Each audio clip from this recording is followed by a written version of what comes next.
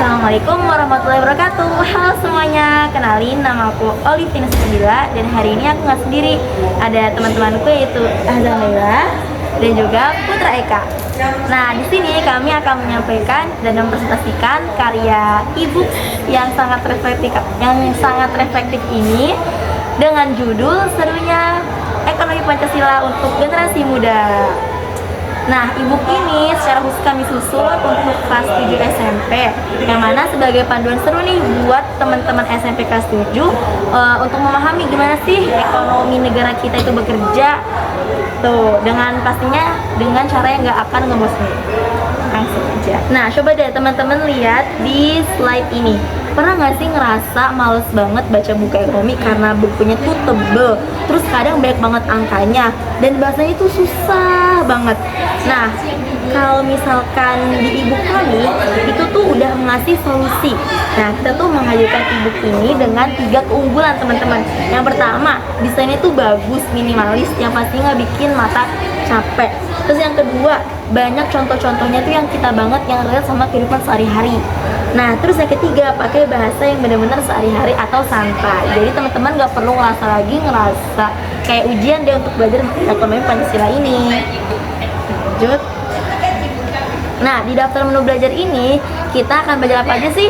Yang pertama, kita akan belajar apa sih itu ekonomi. Terus yang kedua, mengenal ekonomi Pancasila. Yang ketiga, nilai Pancasila dalam ekonomi. Yang keempat, contoh nyata. Dan yang kelima, peran generasi muda. Ada juga yang terakhir, yaitu tantangan dan juga harapan kita untuk ekonomi Pancasila itu. Di bab 1, kita akan belajar tentang apa sih itu ekonomi. Nah, gimana sih cara kita tuh mengatur keinginan sama kebutuhan kita, yang mana tuh ternyata sangat deket banget nih sama kehidupan sekitar kita, seperti jajan, nabung, bahkan sampai beli pulsa gitu. Terus di bab kedua, kita juga akan mengenal apa sih itu ekonomi Pancasila. Nah, ternyata ekonomi Pancasila itu beda sama ekonomi-ekonomi lainnya, yang mana ekonominya itu punya hati dan juga aspek keluargaan. Jadi nggak cuma cari untung sendiri, tapi juga sukses dan maju bareng-bareng gitu. Mungkin kita bisa lanjut kali ya untuk bab ketiga dan juga keempat yang akan dipresentasikan oleh Kak Azza. Oke teman-teman, di sini aku mau bahas tentang keterkaitan ekonomi dengan nilai-nilai Pancasila. Nah, ekonomi Pancasila itu kita harus mengetahui definisi ekonomi Pancasila itu sendiri ya. Jadi, ekonomi Pancasila itu adalah sistem ekonomi yang tidak hanya berfokus pada keuntungan, tapi juga menjunjung tinggi nilai kejujuran, keadilan, gotong royong, musyawarah, dan kesejahteraan bersama.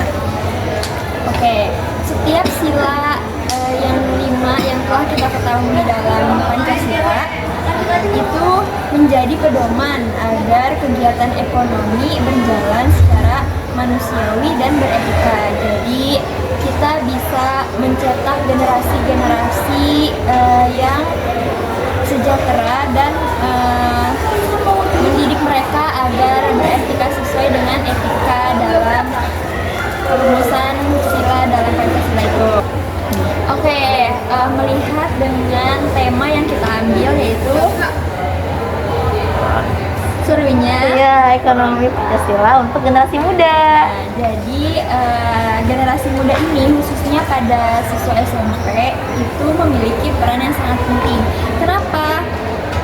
Karena di dalam tingkat SMP ini masa-masa pembentukan nilai-nilai karakter dan mereka itu memiliki peran penting sebagai calon pelaku ekonomi di masa depan dengan memahami dan menerapkan nilai-nilai Pancasila. Sejak dini atau sejak usia dini, mereka itu dapat membantu menciptakan sistem ekonomi yang adil, berkelanjutan, dan bermanfaat bagi seluruh masyarakat.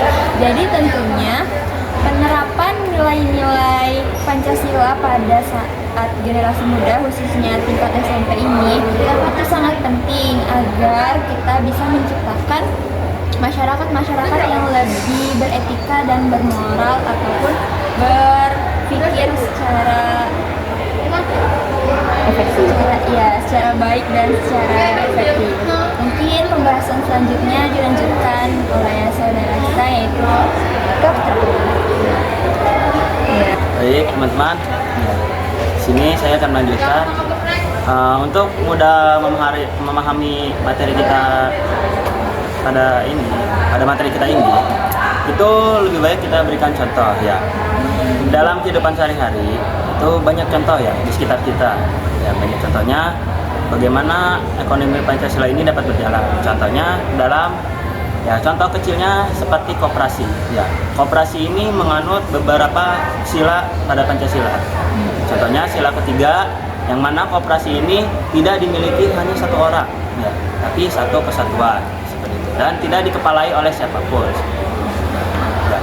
Adapun contoh lainnya itu seperti UMKM, yang mana UMKM ini diberdayakan oleh negara. Ya, negara ini sebagai pembantu berjalannya UMKM ini dan sebagainya. Nah, adapun harapan dan tantangan yang akan dihadapi oleh ekonomi Pancasila.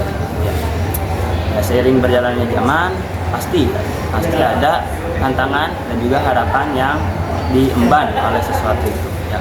Harapan ekonomi Pancasila ini semoga bisa meningkatkan ekonomi Indonesia, bisa menstabilkan ekonomi Indonesia dan lain-lain. Nah, sedangkan tantangannya ya seperti tantangan pada perkembangan zaman. Ya.